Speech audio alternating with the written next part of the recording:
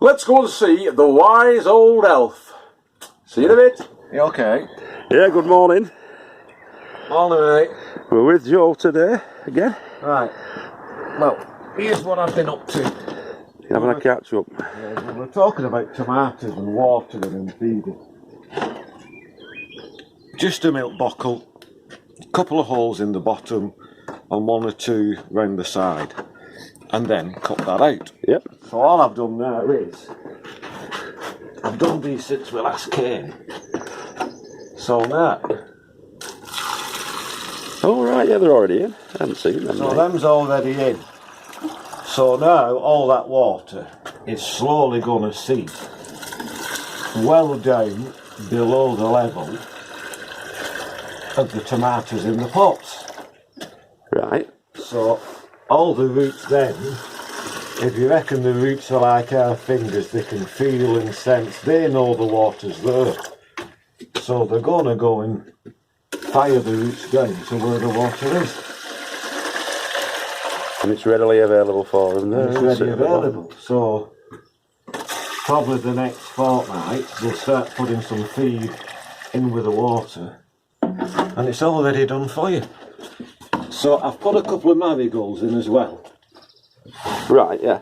And now all the marigolds are going to do later on, just the smell of the marigolds when they get a bit bigger, that'll deter your whitefly. So, Right. Right. So, marigolds are a natural repellent then for the whitefly?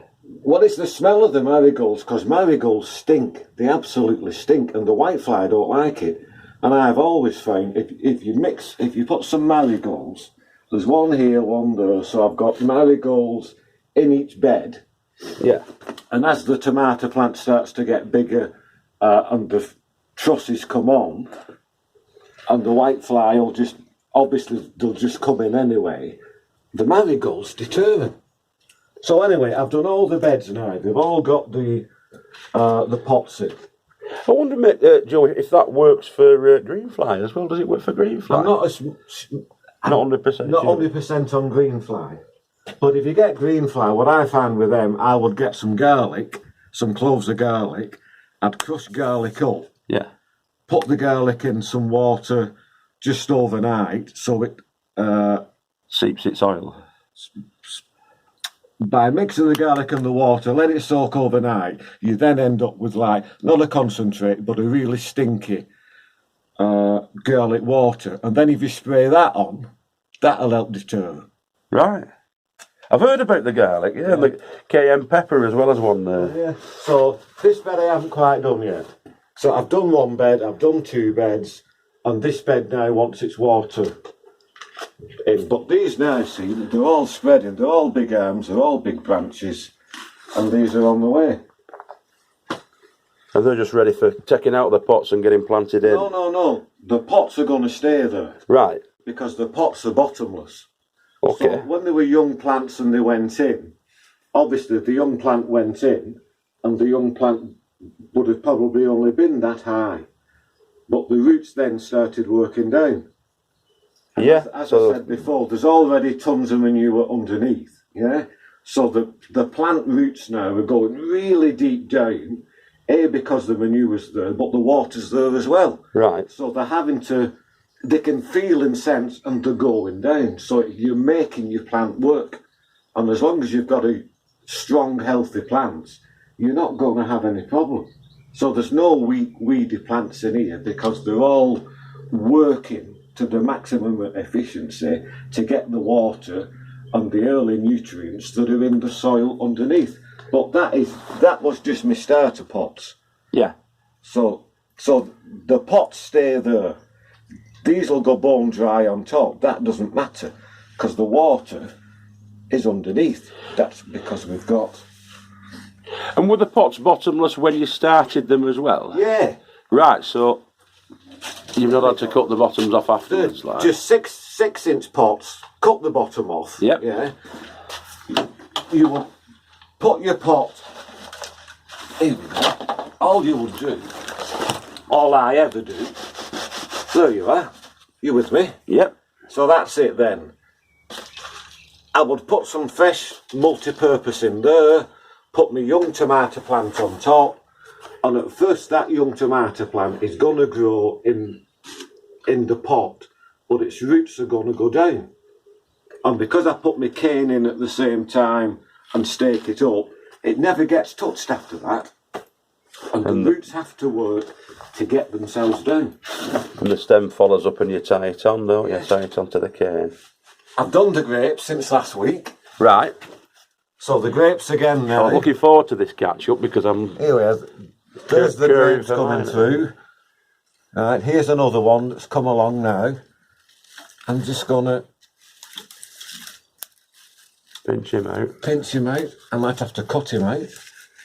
Here's the grapes. That was one pair of leaves. Cut it off. Grapes again. One pair of leaves. Cut it off. And I've done more or less all these. Here's more grapes bunch, again. But here's one of the side shoots that I don't want, that's starting to grow. It's 2 foot long and it's nothing on it. So I'm just going to peel it off. So this, from the bud there, here's another one. Coming from the same, nothing on it, because what I want it to do is to feed the grapes. Yeah, so obviously if it's not, there's no grapes on that, there's nothing to be fed on that, then it can come out, can't it? See, this one here, this one's shot along, look at that. Now that's in... I might have to get round the other side, mate, because the sun will be blazing there. I'll get round this side. And it doesn't matter. But here we are now. I don't want this. So go back to where it's coming from, the main rod, and cut it off. Here's our bunch of grapes. Yeah. Nice bunch of grapes coming on there. It is. But from the same, if you like, bud, is another one. I don't want that. And removing the foliage doesn't really affect anything in regards to the photosynthesis part of it, does it? No. Because they've got enough. Again, there's a tiny bunch of grapes just coming through. Up past your first pair of leaves. And out they come. Yeah. So these ones, they'd be natural runners, I suppose, running off, but you don't need them, you don't want them. You don't need them. Here's another big one, see. Look at the length of that. Now that is only in the best part of a week. It shows how efficiently and how quickly a grape... That's got to be near enough 2 foot. Now that's got nothing on. So that can just come away. Cut out. Yeah. So all I do is thin and thin. That's and the same. Yeah, but but because we've got we've got no grapes on this break. So I'll leave that just to see if we get any grapes. Right, yeah. Brilliant. So it's just a case of thin and control. It's not rocket science.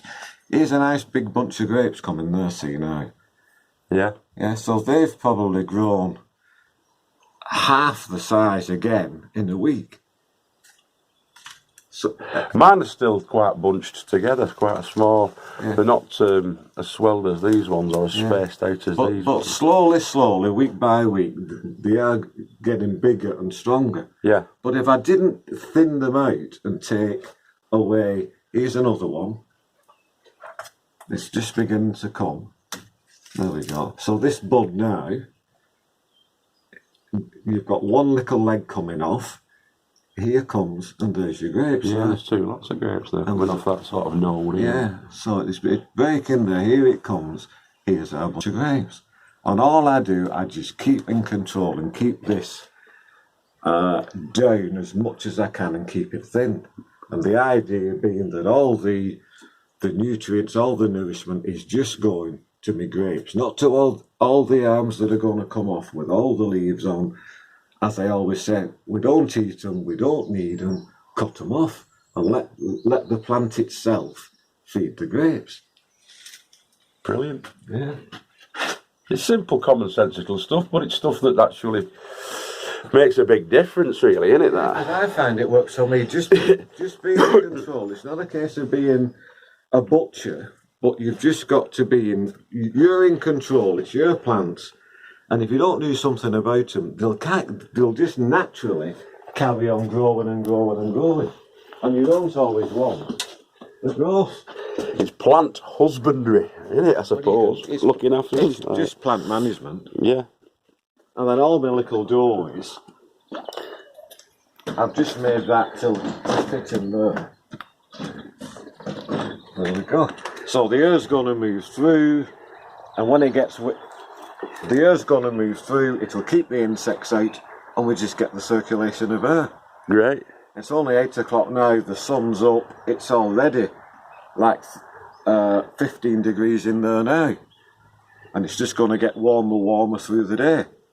And I know the lads take the Michael, because Joe has his net curtains up. But if I didn't have the nets up, that sunlight would come roaring through the glass, and it would make all the plants shrivel up, because they're getting too much sun when the plants are small. So it's just shading, it's just protecting, it's a little bit of insulation, because first thing this morning we come up here and it was cold, it was like 5 degrees. It was a bit, wasn't it? Yeah. Now that's no good, and it's too early yet for planting lots of other things out. So where people have the courgettes and the pumpkins and the whatever already planted out, that cold is going to do them no good. So loads of stuff in here I've cleared out, but here's the pumpkins, here's the courgettes, nice and healthy. Yeah. But if I'd put those outside overnight, and I still won't put these out probably till the end of this month. Yeah? Well, you gave us that advice last time, because I was about to put them out about 2 weeks ago, the last time we had an update. And I'm glad I didn't, because they'd have all been black by now. That's it, because what happens now, had we put these out overnight, all the edges of the leaves are going to be affected by the cold. They'll start to shrink up. And the ground isn't quite warm enough yet. No. So let's be patient. Everybody wants to get stuff in the ground. But if you put them in too early, we have some of these cold nights and a cold snap. Everything we've grown from seed and we're bringing on, we're going to lose. That's right. We are. And you don't want that, do you? We don't want that. You've plenty coming on here, haven't you? Yeah, them's cucumbers. Right. But some of the cucumbers are going to go, as I said, where the potatoes were. I go cucumbers again. Again, grown those from seed. They're called market moor.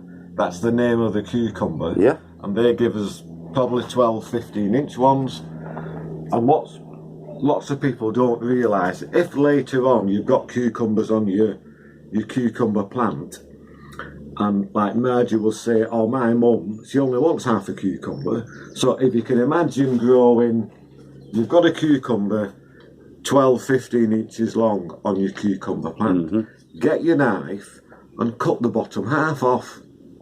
Take the bottom half home. Yeah, just use half your cucumber.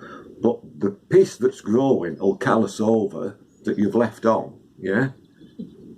No, I didn't know this. This is true. If you grow cucumbers, cut the bottom half off, because you only want half a cucumber. From your mum, no waste. So you take the half home, right? Yeah, and what is left on, still attached, will callus over at the bottom. I did not know that. Honestly, try it yourself later on. We'll have a go at that. Have a go at that. So there was our strawberries. So now we've got strawberries on there. As I said last weekend or a fortnight ago, they're for the babe when she comes up. Are they staying in here? Or are you they stay in here just because they're sheltered, there's no wind, it's much warmer, and I just get these ready a month earlier. Yeah. But we don't trip up. And I'll show you what I've done in the polytunnel from last time. And here we go. So and that's exactly what you were on about last time I came down, that putting these bottles in here. Yeah, so these bottles are in now. And these are just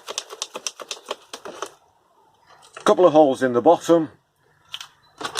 Well, hold it out now, but just get it well down.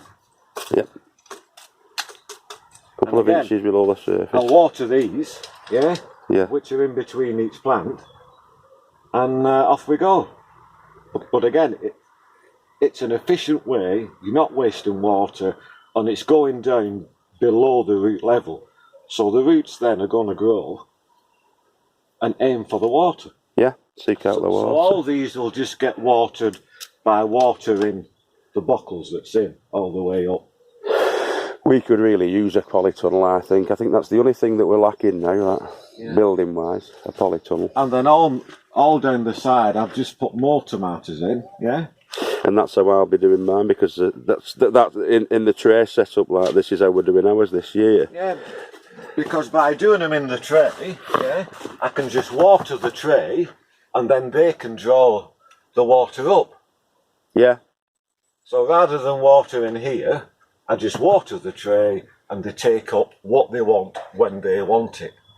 So where you'd mentioned blossom end rot on your tomatoes, which is just irregular watering because you might not get up for 3 or 4 days and it's hot and it's dry, whatever, I find this method works just so easily because they take what they want. Yeah, just keep your trays filled up every time you come down. Yeah, like if I don't need... or if I can't get up for 3 or 4 days, they've had a good water and away they go. Yeah. So they're just naturally taking up what they want. And these now are all beginning to climb. That's going to be our plan for this year as well. Yeah. Would I be alright having them sort of 2 trays and then 2 plants together? You know what I mean? Like you've got like this, even the 1 tray. If I had the 2 trays and I had a plant there, plant there, plant there, plant there, would that be okay? Or would they be too close together and there's a... Not necessarily, no. Again, it's your choice, your decision. If you've got the space and that's what you want to do, have another tray at the side here, that's what you're saying. Yeah. So where I've got 3 tomatoes in 1 tray, you'd have 2 trays in width, but you'd just have 6 tomatoes. That's what I'm thinking, yeah. Yeah. Just so as I can get them in, because I'm a bit limited. This is why I want the polytunnel, really, because I'm a bit limited for space inside the greenhouses. Yeah, yeah. So to get the plants in the maximum use out of it, that's what I'm going to do. I'm going to do that. So I've put a few lettuce in down the side when I came up the other day. These are just cos lettuce. But again, they're on the go. Yeah. So interplanted. Well, yeah. So later on I'll get a few more lettuce out of my nursery greenhouse and I'll fill the gaps down that side with some more lettuce. Make the use. Yeah, because I'll have probably got 2 dozen lettuce in. Yeah. Maybe this weekend now I'll sow some more lettuce that'll be ready in another 2 to 3 weeks. And as these are coming out, I've got a succession then to follow on. Mm-hmm. And things like lettuce, if you were going to put some outside, no problem with that. But you can interplant them between where I've got sprouts out and cabbage and collie. They aren't going to be ready, sprouts in particular, till September, October. Yeah. But these will have time to be planted in between as a short crop. They're not going to take a great deal of nutrients out of the soil. I've got to say that's what we're doing as well. We're doing that in them brassica tents as a catch crop. Yeah. And we've got green and red lettuces in there in between. Even beetroot. Do beetroot as well? I've got to get the beetroot again. That's something I'm getting out this weekend. The beetroot, to be honest, because I've got a lot of that needs to go out. So here's this grapevine we was on about. What was it, a fortnight ago? Now, yeah. Some of the growth on this now is bouncing, but as yet there's no sign of any grapes. Not that it matters, because we've got all season. So you're going to wait until you see the grapes before you do your thing. So this will get thinned out again in the next, whenever it's going to be, a fortnight. There's a tiny little bunch down there at the bottom. Yeah. Yeah, so they're just coming through as well. Yeah, it's good, mate. Looking good, very good. And what was this? What this was a kiwi? This one. This is my kiwi fruit. Yeah. So this now is sending some lovely long thin runners. It's the first time in the polytunnel. I don't know what's going to happen with it. It'll either work or it'll fail. But it's young, it's green, it's healthy. There's no bugs, no viruses on it, no nothing yet. So hopefully, somewhere along here, I might get some flowers. And with everything, flowers are fruit. So exactly. I might, we don't know, get some kiwi fruit. Well, let's get our fingers crossed. Yeah. That'd be good, actually, wouldn't it, to get kiwi fruit, and it's an exotic one, isn't it? Brilliant. A few more lettuce in there. That was just to, and that's on just to keep the wood pigeons off. Yeah. Because at the moment we're all planting, we're all growing. They've had a few of my peas. The wood pigeons are over there now. He's mated up. He's got his wife, girlfriend in the nest. She's on eggs. Now, as soon as those eggs hatch, they want feeding. Yep. So all our allotments are like Tesco or Morrison's to them. It's like a running buffet for them, isn't it? But we can never beat nature, but the birds purr up, they hatch, the chicks want feeding, Dad comes down, he has all this stuff, and if we don't net it, to him it's young and it's green. So like I say, we put these in last week, but if we'd not netted them, the wood pigeons would come along, they'd clear the bed, and he would just go back to his missus and regurgitate it all. They're being fed and healthy, and we've lost because we've not netted. Yep. So if you want it, save it, net it. That's what we're doing. Yeah. Potatoes, they got earthed up last week, and again, it's been warm, it's wet. They've come on very well, haven't they? I can see the steam, I don't know if that's sure, but they're coming off the ground now. I wonder if we can catch that. So because it's that warm now, the sun's banging through. Can you see that? There's actually the evaporation there going on. It looks like somebody's smoking a fag, doesn't it? It does. And you can see it on every one of those every one of those mounds. Yeah. So really now. I hope you caught that. Oh, the spring onions. Just in the box. Little springies. So they're just little spring onions. Yeah. Is that rosemary? That's rosemary. That's just in full bloom. Yeah. In full bloom. Yeah. So that's on its way. And look, it's working. Yeah. There's our little friend, the bumblebee. There's our little friend, the bumblebee. We've got an empty bed here. So later on, this will have the sweet corn in. Yeah, this is good. Yeah. Good for Loads of guys have already got the sweet corn in. But I'll just go 6 sweet corn along. Yeah. Every foot. We'll then go 4 across. Yep. So we'll only have 24 sweet corn in there. And they're just planted in a block system. As we know, 1, 2, 3, 4, a foot apart. And eventually, once they get the tassels on the top and the corn starts coming out as a side shoot, when the tassels, the flowers are ready, the wind will come along, and as the tassels fall, that will pollinate the sweet corn that's underneath it. Do you put canes and string round? Later on, yeah, but at first I'll just put them in, let them get established, yeah. And again, that's all been prepared, it's all prepped, it's all ready. Let them toughen up like with a bit of a bruise. Yeah, but let the roots get down first. Let the plant get established. Let it make its roots work. Get a hold of the soil to hold itself in. And then, as they get taller, then you'll have to cane them up because the wind will rock them. And if it gets windy as they get to about this height, it'll loosen them at ground level. Yeah. So and you don't want that, do you? You don't want that. These are bouncy. These must have put another 6 inches of growth on. Well, this is more or less filled up now, and it was as sparse as ours last time. Because before it was looking like bare soil.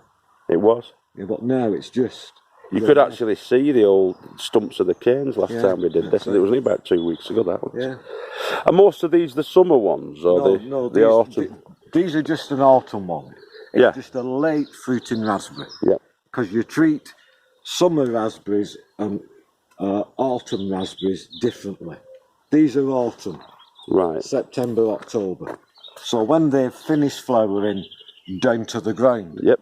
Now, if you've got a summer fruiting raspberry, yep, they flower on what will be, if you like, last year's new growth. So had these been summer raspberries, yeah, you would have only cut them down.